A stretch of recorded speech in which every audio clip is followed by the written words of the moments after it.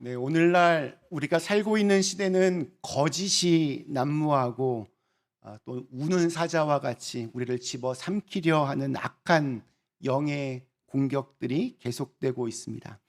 이렇게 불안하고 또 불안정한 사회지만 빛 대신 주님을 의지하며 오늘 예배에 참여하신 사랑하는 그랜벨 가족들에게 진리의 하나님께서 우리의 삶이 흔들리지 않도록 굳건하게 붙잡아 주시기를 간절히 기원합니다. 과거에는 없었지만 오늘날에는 해마다 아주 폭발적으로 증가하는 범죄가 있습니다. 뭔지 아세요? 한국에서는 보이스피싱이라고 부르고 또 미국에서는 이걸 줄여서 피싱이라고 하기도 하고 또 폰 스캠이라고 부르는 사기 범죄입니다. 날이 갈수록 그 수법이 교묘해지고 아주 다양해지고 있습니다. 예를 들어 제 친구 목사에게서 문자 메시지가 옵니다. 지금 멕시코에 여행을 왔는데 강도를 당하여 병원에 입원했다. 지갑도 빼앗기고 병원비가 없어서 퇴원을 못하고 있다. 내가 적어주는 은행 계좌로 돈을 보내달라. 그럴듯하지요? 그런데 이런 것은 5년 전 버전입니다. 최근에는 해킹과 또 딥페이크, 또 딥보이스 기술을 AI와 이렇게 결합시켜서 훨씬 더 진짜처럼 연출을 합니다. 예를 들어 제 큰아들에게서 전화가 왔습니다. 지금 운전 중에 사고가 나서 사람이 크게 다쳤어요.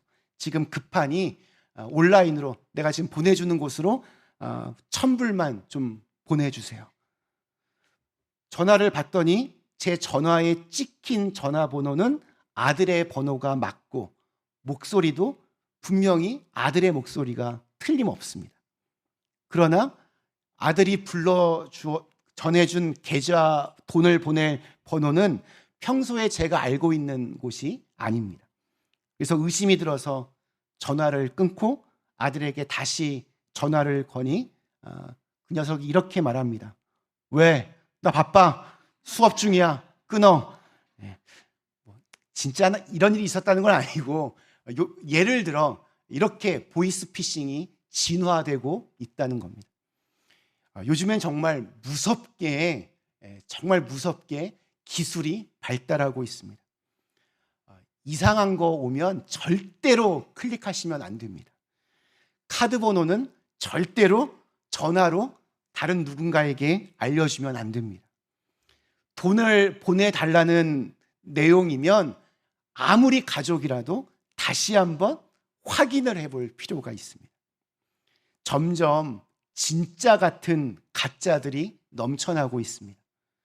2022년 기준으로 한국에서 이 보이스피싱으로 인한 피해액이 약 7,700억 원, 우리 그 달러로 6억 5천만 달러입니다. 미국은 12억 달러 이상의 재정적인 손실을 기록하고 있습니다. 정말 어마어마한 숫자입니다. 몇 년 전에 나온 한국 영화 중에 이 보이스피싱 세계를 아주 실감나게 파헤친 보이스라는 영화가 있습니다. 거기에서 이 보이스피싱을 설계하고 총괄하는 악당이 이런 말을 합니다. 보이스피싱은 무식과 무지를 파고드는 것이 아니라 상대방의 희망과 공포를 파고드는 것이다. 정말 그런 것 같습니다. 보이스피싱에 넘어가는 피해자들은 무식해서가 아닙니다. 당장 가족과 관련한 공포스러운 소식을 접하거나 너무나 간절했던 것을 얻을 수 있게 되었다는 희망 때문에 사기 행각에 넘어가는 겁니다. 아무리 똑똑한 사람도, 아무리 조심성 있는 사람도 정말 어이없게 넘어갑니다. 영적인 세계에서도 보이스피싱이 있습니다. 영혼의 보이스피싱도 방법은 비슷합니다. 주로 인간의 불안함, 공포심을 이용합니다. 때로는 아주 신비한 것을 앞세워서 우리의 눈을 미혹시킵니다. 그리고 기복주의처럼 인간의 그 기본적인 욕망을 매개로 접근하기도 합니다. 어떤 경우에는 상대적인 우월감과 교만함을 믿기로 유혹하기도 합니다. 오늘날에는 사이비 이단들의 전성시대 같습니다. 수많은 사이비 이단 종파들이 있고 자기가 재림 예수다라고 외치는 사람들이 셀 수 없이 많이 있습니다. 그런데 여기서 아주 중요한 질문이 있습니다. 그런 이상한 말도 되지 않는 사이비 이단에 빠지는 사람은 기존 교인들이 많을까요? 아니면 완전 초짜들이 많을까요? 안타깝게도 아무것도 모르는 사람이 사이비 이단에 빠지는 것보다 기존의 교회에 다니던 사람들이 압도적으로 많습니다. 그러면 이어지는 질문이 당연히 따라옵니다. 왜 교회에 다니는 사람들이 이러한 사이비 이단에 빠지는 것일까요? 첫 번째로 이 사이비 이단들은 불안한 마음에 확신을 줍니다. 오늘날의 시대를 우리가 불확실성의 시대라고 부릅니다. 과거에는 A는 B다라고 자신 있게 말할 수 있는 것들이 오늘날에는 A는 B일 수도 있고 C일 수도 있고 D, F, G일 수도 있고 또 아무것도 아닐 수도 있다. 애매하게 정의합니다. 이렇게 모든 것이 불확실한 세상에서는 인간의 마음도 불안해지는 것이 당연합니다. 어떤 사람이 말합니다. 누가 내 옆에서 예, 아니오를 명확하게 구별해 줬으면 좋겠어. 내게는 그런 사람이 너무나 필요해. 자기 자신도 확고한 신념이 있고 또 나에게도 그런 굳은 확신을 줄 수 있는 그런 사람 말이에요. 불행하게도 이 사람은 오래지 않아서 자신의 희망대로 매사에 아주 굳은 확신을 주는 사이비 이단 종교에 빠지고 말았습니다. 범죄 심리학을 전공한 분이 한 언론사와의 인터뷰에서 이렇게 말을 합니다. 제가 어떻게 다 하나님의 뜻을 알겠습니까? 목사도 사람인데 어떻게 그걸 다 알겠습니까? 함께 우리 같이 기도해 보시죠.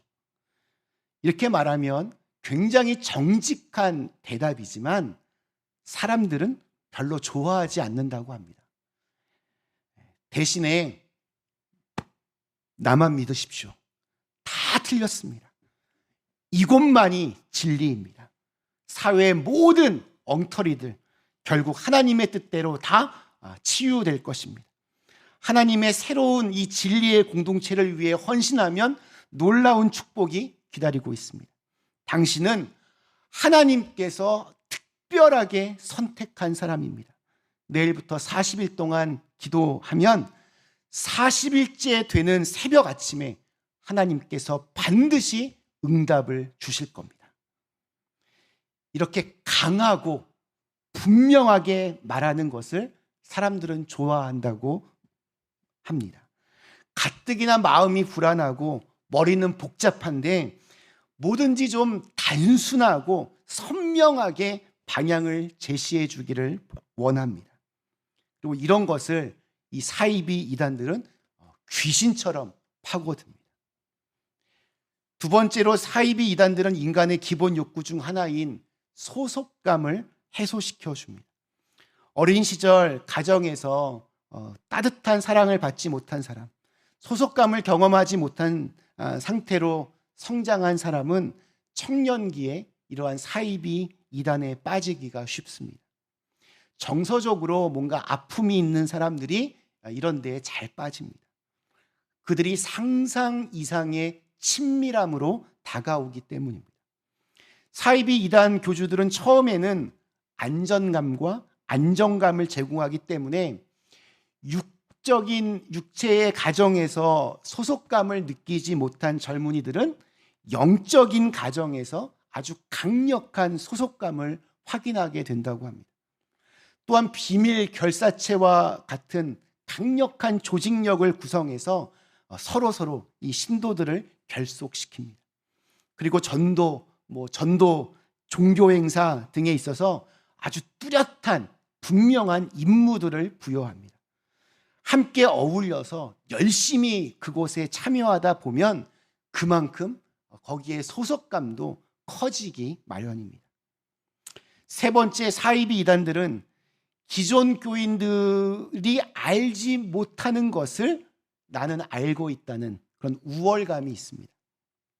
내가 당신들보다 믿음이 좋고 당신들보다 성경에 대해서 더 많이 알고 있으니 내가 옳다라는 믿음이 있습니다. 그래서 남들이 다 이단이라고 말을 해도 그것을 인정하지 않고 거기에서 빠져나오지를 않습니다. 어떤 교인이 길을 가다가 길거리에서 현수막 하나를 봤습니다. 6개월이면 창세기부터 요한계시록까지 통달. 이분이 교회학교 교사였습니다. 우리 아이들에게 성경을 가르쳐 줘야 하는데 자기를 봤을 때 아는 게 별로 없었습니다. 그래서 현수막에 있는 연락처에 전화를 걸어서 성경 공부에 등록을 했습니다. 우리가 잘 알고 있는 신천지 성경 공부반이었습니다. 자기도 요즘 교회들 진짜 문제가 많다라고 생각했는데 강사분이 신랄하게 아주 통쾌하게 교회를 비판합니다. 성경에 근거해서 이건 이렇고 저건 저렇고, 그런데 오늘날 교회들은 다 타락했다라고 가르칩니다. 그런 강의를 들으면서 자기는 오염되지 않은 순수하고 정의로운 그러한 기독교인이라는 생각이 듭니다. 그분은 요한계시록을 이제 공부하면서 기존에 다니던 교회에서는 들어보지 못했던 여러 가르침들을 배웁니다. 강사는 그동안 이분이 무슨 뜻인지 몰랐던 그 숫자들의 의미, 이미지들의 의미, 비유의 의미를 마치 수학 공식처럼 아주 탁탁탁 맞춰서 깔끔하게 풀어줍니다. 성경의 신비가 모두 완벽하게 설명되는 은혜를 받은 후에 그분은 이제 이런 진리를 모르는 예전 교회 친구들이 한심해 보입니다. 아무것도 모른다 생각이 듭니다. 그분이 이번에는 기도원에 갑니다. 그곳에 있는 사람들이 뜨겁게 방언 기도를 합니다. 어떤 사람은 목사님이 손을 대니까 퍽 하고 쓰러지기도 하고, 또 그동안 평생토록 괴롭혔던 고질적인 병이 나았다라고 간증을 하기도 합니다. 이전에는 경험해 보지 못했던 강력한 성령 체험을 한 것 같습니다. 예전 교회 친구들 한심합니다. 기도도 제대로 하지 못했습니다. 그들이 진짜 크리스찬이 맞나 이런 생각도 듭니다. 다른 여러 가지 이유들이 있겠지만 교인들이 사이비 이단에 빠지는 이유는 이렇게 선명함, 소속감, 우월감으로 이렇게 오늘은 일단 정리해 보았습니다. 이러한 이유들로 그들은 자기들만이 옳다고, 자기가 믿는 것만이 진리라고 주장합니다. 굉장히 위험하고 또 파괴적인 망상입니다. 참고로 우리 교회가 속해 있는 감리교회는 진리를 분별하는 4가지의 기둥이 있습니다. 성경, 이성, 전통, 체험입니다. 무엇이 진리인지를 성경은 어떻게 말하고 있으며, 하나님이 우리에게 주신 이성은 그것을 어떻게 말할 수 있으며, 교회는 그동안 역사적으로 어떻게 말해왔으며, 나는 어떤 경험을 했는지, 이 4가지를 종합적으로 또 신중하게 따져서 진리를 분별합니다. 영혼의 보이스피싱을 통해서 한 사람의 영혼을 노예처럼 부리며 그 사람의 돈을 비롯한 모든 것을 빼앗으려고 하는 사람들이 정말 많이 있습니다. 그런 사람을 오늘 우리 18절에서는 적그리스도라고 그렇게 표현하고 있습니다.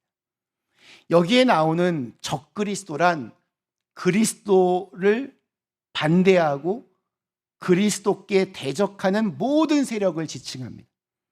그들은 영혼의 보이스피싱을 하려고 합니다.